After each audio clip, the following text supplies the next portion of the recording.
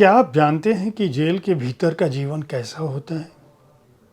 क्या आपने कभी इस बात की कल्पना की है कि जो जेल के कर्मचारी और अधिकारी हैं, वे भी कैदियों की तरह से उन्हीं दीवारों के भीतर रहते हैं जिनमें कोई उम्र कैद से लेकर फांसी तक की सजा पाने वाला बंद होता है। आखिर एशिया की सबसे बड़ी जेल का जीवन, उसके अंदर का चारदीवारी के भीतर का जीवन कैसा होता होगा? क्या आपने कभी इस बात की कल्पना की है कि जो फांसी का सजा याफ्ता कैदी है, उसे ब्लैक वारंट पाने के बाद, यानी अपनी मौत का परवाना पाने के बाद कैसा महसूस होता है? कैसा होता है उसका आखिरी क्षण?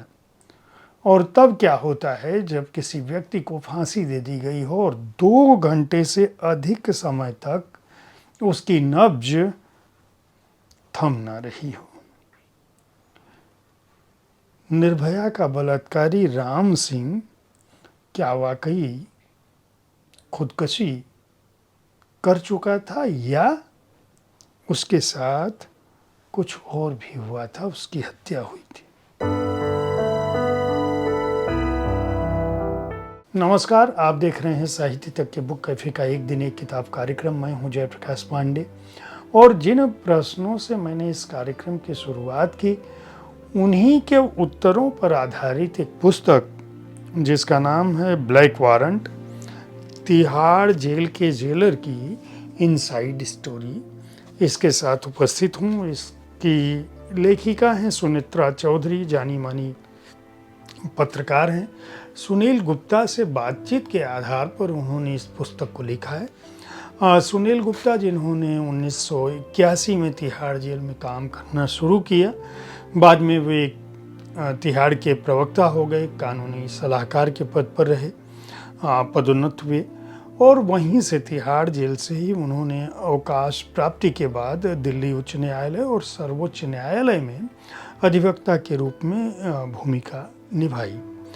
भारत की जो कारागार प्रणाली है, उसमें सुधार लाने के बहुत सारे कामों में उनकी अपनी भूमिका रही, जिसमें कारागार के भीतर विशेष न्यायालयों की स्थापना, इसके अतिरिक्त कारागारों तथा न्यायालयों के मध्य जो वीडियो कॉन्फ्रेंसिंग की व्यवस्था है वह महत्वपूर्ण है।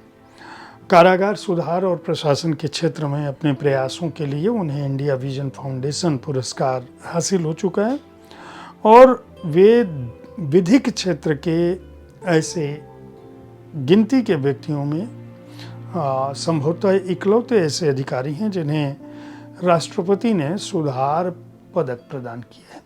उन्हीं से बातचीत के आधार पर सुनेत्रा चौधरी ने इस पुस्तक को लिखा है। सुनेत्रा जानी मानी पत्रकार हैं, टेलीविज़न की दुनिया से जुड़ी रही। इसके अलावा कैदियों के सघन साक्षात्कारों पर आधारित श्रृंखला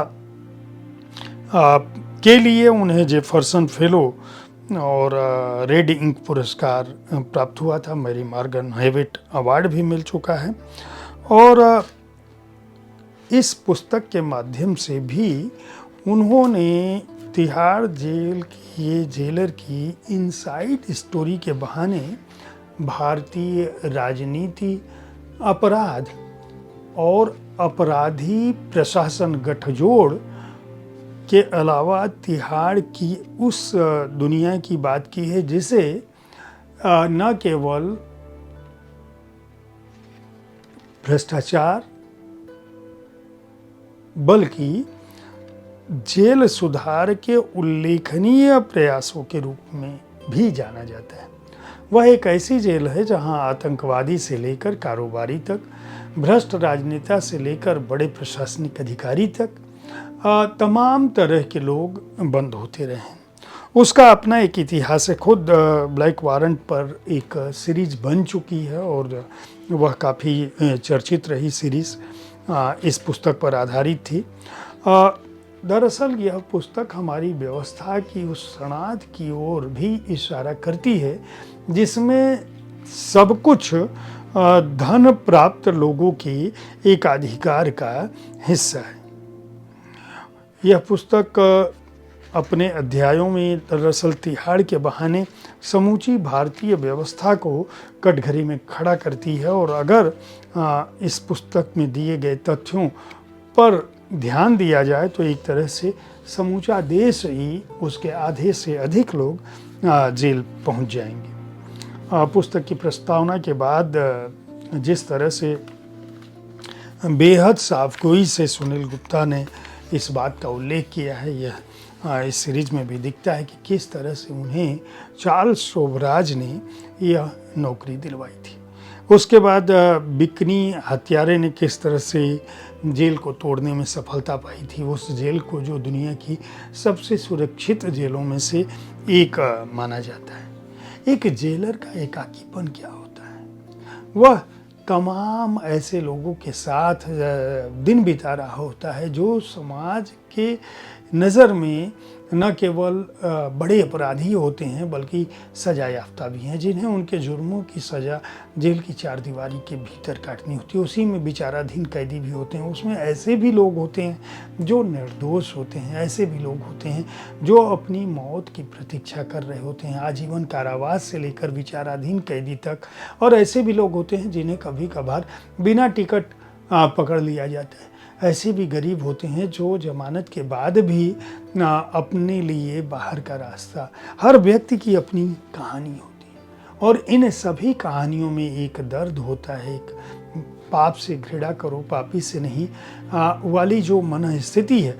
और उसी बीच ऐसे भी सहकर्मी होते हैं जो केवल यह जानते हैं कि हम जितना से जितना हो सके इस अवसर का लाभ उठा सकें, यहाँ से कमा सकें।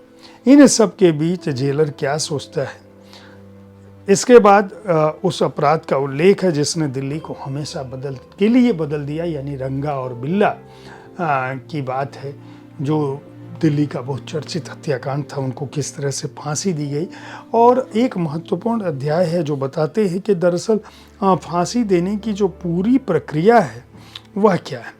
बहुत सारे उदाहरण हैं इस प्रक्रिया को पूरी करने के दौरान। जो जेल का मैनुअल है, भारतीय विधि आयोग की 187वीं रिपोर्ट का उल्लेख है कि फांसी दिए जाने से पहले कैदी का वजन, मापतोल ये सब आंका जाता है। गर्दन की नस टूटना सुनिश्चित करने के लिए फंदे का आकार, गले का आकार, शरीर की आवश्यक तौल की जाती है।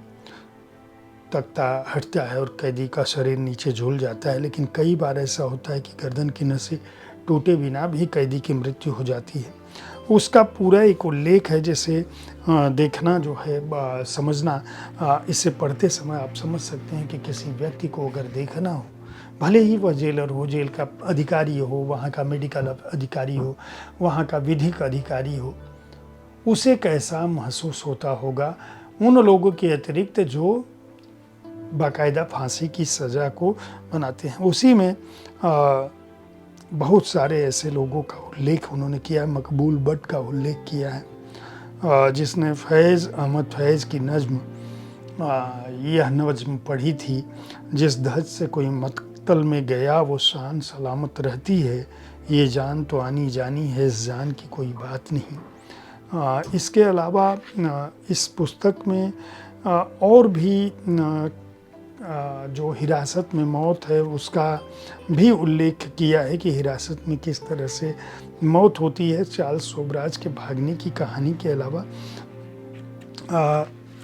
अफजल गुरु के साथ जो इन्होंने गाना गाया था और उससे किस तरह से प्रभावित हुए थे, सुनील गुप्ता ने इस बात का उल्लेख किया है बहुत साफगोई से कि अफजल गुरु की मौत के बाद वह पहली ऐसी फांसी थी जिसमें ये घर आकर अपने परिवार वालों को बता के न केवल बहुत बुरी तरह से रोए थे बल्कि पूरा परिवार रोया था। और इनका मानना है कि आखिरी समय में उसके जब वो चाय आई थी और चाय के साथ इन दोनों ने मिलकर एक बादल फिल्म का गीत जो 1960 में आई थी, अपने लिए जिए तो क्या जिए तू जी ए दिल जमाने के लिए, दोनों ने मिलकर गाया था। और अफजल की मृत्यु के बाद किस तरह से उसे मकबूल भट्ट की कब्र के बगल में दफनाया गया और उसके घर वालों को सूचना दी गई और किस तरह से उसने 9 फरवरी 2013 को अपने घर वालों को एक चिट्ठी लिखी जिसमें उसने यह उम्मीद की थी कि उसकी मौत पर आंसू बहाने की बजाय उसे हासिल होने वाले मर्तबे का एहतराम किया जाए। और उसने कहा था कि वह अल्लाह की हिफाजत में सबको छोड़कर जा रहा है। इस पुस्तक में और भी बहुत सारी घटनाएं हैं जिनमें अन्ना हजारे की बात है। अन्ना हजारे ने जेल में किस तरह से उनके सहयोगियों किरण बेदी जो खुद जेल की अधिकारी रही हैं, वो किस तरह से अरविंद केजरीवाल वगैरह के साथ वहाँ पहुँची थी। और फिर जो व्यक्ति वहाँ का प्रशासक रहा हो वह किस तरह से भ्रष्टाचार विरोधी योद्धा के रूप में वहाँ आता है और वहाँ के कर्मचारियों के लिए उस स्थिति में क्या कुछ धर्म संकट होता है और किस तरह से इन लोगों ने उस घटना से पार पाया और किस तरह से जेल की चारदीवारी पर इन्होंने छोड़ने की बजाय जब अरविंद केजरीवाल और अन्ना हजारे जो है यह तय कर लिए कि किसी भी हालत में जेल से बाहर नहीं निकलेंगे, एक तरफ उन्हें पकड़ कर ले जाया गया, दूसरी तरफ बिना शर्त छोड़ने की बात हुई तो वो जाने से मना कर दिए। एक बहुत महत्वपूर्ण अध्याय है तिहाड़ की हताश दुनिया। इसमें जो निर्णय होते हैं उन निर्णयों को लेकर जिस तरह से दिक्कतें होती हैं, किस तरह से कैदी एक दूसरे से लड़ते हैं, किस तरह से वहाँ भ्रष्टाचार का इस कदर बोलबाला है कि कभी कुलदीप नैयर ने एक बहुत बड़ा तथ्य उजागर किया था जिसे कई फैसलों में जिसका उल्लेख हुआ कि दरअसल ये एक ऐसी जगह है जहाँ पैसे वालों के लिए कोई भी दिक्कत नहीं होती। उन्होंने बाकायदा इस बात का उदाहरण दिया था कि जब वो जेल में बंद थे तो 33% कमीशन पर कितने भी रुपए आपके पास आ सकते थे, यानी 1000 रुपये अगर आपको जेल में मंगाने हैं तो 333 रुपये आपको जो है देने पड़ेंगे, जो वार्डन है या जो वहाँ कर्मचारी काम कर रहा है, कैदियों का भी उसमें हिस्सा होता होगा या अधिकारियों का भी। इस तरह की बहुत सारी उदाहरणों के साथ उन्होंने बात लिखी है। उन्होंने ये भी कहा है कि कारोबारी तो वहाँ सब कुछ मंगा लेते हैं लेकिन तस्करों के लिए एक वक्त था जब मोती महल से खाना आता था और लड़कियां सभ्य समाज की कालगल भी जेल के अंदर मुहैया होती थी। तो एक तरफ वो है, दूसरी तरफ जीवन यापन के लिए जो बुनियादी आवश्यकताएं हैं आम कैदियों की वह भी उपलब्ध नहीं है। यह पुस्तक दरअसल तिहाड़ के बहाने उस परिदृश्य को सामने लाती है जिस परिदृश्य की अमूमन कोई बात नहीं करता। किरण बेदी के शब्दों में यह एक ऐसी दुनिया को खोल कर रखती है जो बंद है और जिसे प्रत्यक्ष अनुभव करने वाले किसी व्यक्ति के सजीव वर्णन के बिना देखना असंभव है। प्रभात प्रकाशन ने इस पुस्तक को प्रकाशित किया है। हालांकि यह पुस्तक अंग्रेजी में पहले प्रकाशित हुई थी इसी नाम से, ब्लैक वारंट। सुनील गुप्ता और सुनीता चौधरी ने लिखा था। हिंदी ट्रांसलेशन या हिंदी अनुवाद इसका रमाशंकर सिंह ने किया है। अनुवाद इतना सरस है, रमाशंकर सिंह को इस बात के लिए भी उनको भी बधाई दी जानी चाहिए कि इसका जो सरस अनुवाद कहीं से भी इस बात का भान नहीं देता कि यह पुस्तक अंग्रेजी में पहले प्रकाशित हुई थी। 400 रुपये मूल्य है। प्रभात प्रकाशन ने छापा है। पृष्ठ संख्या है 238।